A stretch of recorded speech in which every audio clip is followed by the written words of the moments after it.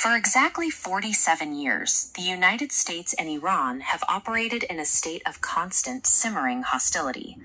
The regime in Tehran made death to America a foundational tenet, while funding a network of proxies across the Middle East.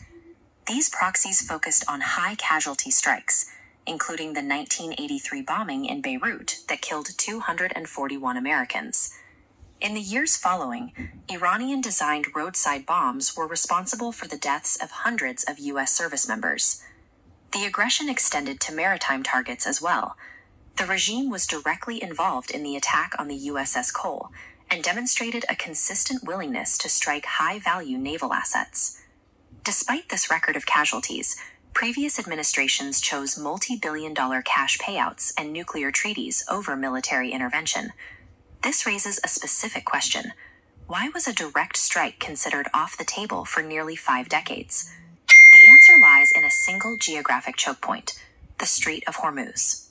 Because much of the world's energy supply passes through this narrow waterway, a military strike risked a total Iranian blockade. Closing the strait would trigger an immediate and catastrophic global energy crisis.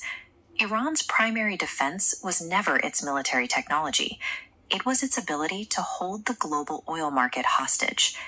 To make a military option viable, the U.S. first had to eliminate its own economic vulnerability. This required a total shift toward domestic and regional energy independence. Under the Drill Baby Drill initiative, U.S. production surged. Within a year, the United States was producing more oil and gas than Saudi Arabia and Russia combined. This domestic surge was supplemented by a lightning-fast capture of Venezuela's reserves. In a matter of minutes, the U.S. secured the second-largest oil deposits on Earth through a new joint venture partnership.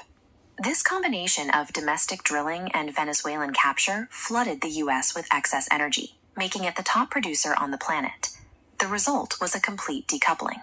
The United States reached a point where it imported almost no oil through the Strait of Hormuz, rendering the Iranian blockade threat obsolete. By achieving absolute energy independence, the U.S. stripped Iran of its economic shield. For the first time in 47 years, a direct decapitation strike was possible without risking a domestic recession. The offensive began with Operation Midnight Hammer. Using B-2 stealth bombers, the U.S. systematically obliterated Iran's primary nuclear facilities.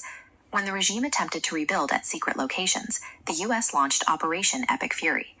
This 32-day campaign was designed to erase the regime's ability to defend itself or project power. The strikes first targeted the Iranian Navy. Within weeks, the fleet was entirely destroyed, removing any threat to international shipping lanes. The Air Force and the IRGC command structure followed.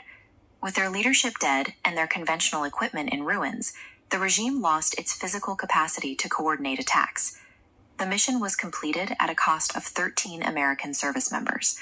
Their families at Dover Air Force Base requested that the operation continue until the objective was met. This systematic destruction of leadership and equipment left a power vacuum. With the original hardline commanders killed and their military tools destroyed, a new, more reasonable faction took control of the remaining administration. The speed of this operation set a new standard.